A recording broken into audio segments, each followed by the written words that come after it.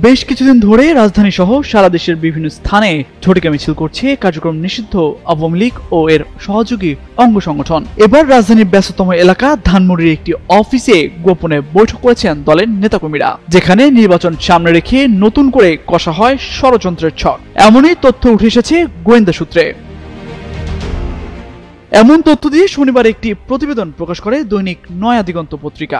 আসসালামু আলাইকুম সম্মানিত দর্শক, আজকে আপনাদেরকে দেখাবো এমন একটি গুরুত্বপূর্ণ ভিডিও, যে ভিডিওটি দেখলে রীতিমতো অবাক হবেন। চাঞ্চল্যকর অবস্থা সৃষ্টি হয়েছে, নেট দুনিয়ায় তোলপাড়, সামাজিক যোগাযোগ মাধ্যমে ভাইরাল। আসুন কথা না বাড়িয়ে দেখে আসি সম্পূর্ণ ভিডিওটি। 1 সেকেন্ডও না টেনে পুরো ভিডিওটি দেখবেন। চ্যানেলে নতুন হলে সাবস্ক্রাইব করে রাখবেন পরবর্তী আপডেট পাওয়ার জন্য।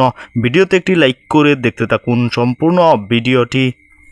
সেখানে বলা হয়, ধানমন্ডিতে অবস্থিত 64/A শহীদ বুদ্ধিজীবী সড়কে ঢাকা 7 আসনের সাবেক এমপি হাজী সেলিমের মালিকানাধীন মদিনা গ্রুপের কর্পোরেট কার্যালয়। বর্তমানে অফিসটির সার্বিক পরিচালনার দায়িত্বে আছেন তার ছেলে আওয়ামী লীগের নেতা ইরফান সেলিম। গত বছরের 5 আগস্টের পর তিনি পালিয়ে গেছেন ভারতে।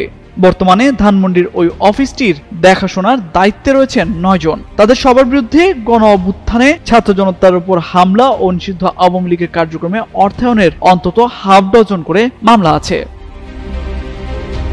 সম্প্রতি রাজধানীর ধানমন্ডি, কলাবাগান, মোহাম্মদপুর, ফার্মগেট ও শ্যামলী সহ আশেপাশে বেশ কয়েকটি গুরুত্বপূর্ণ এলাকায় ঝটিকা মিছিল থেকে ককটেল বিস্ফোরণের ঘটনা ঘটেছে।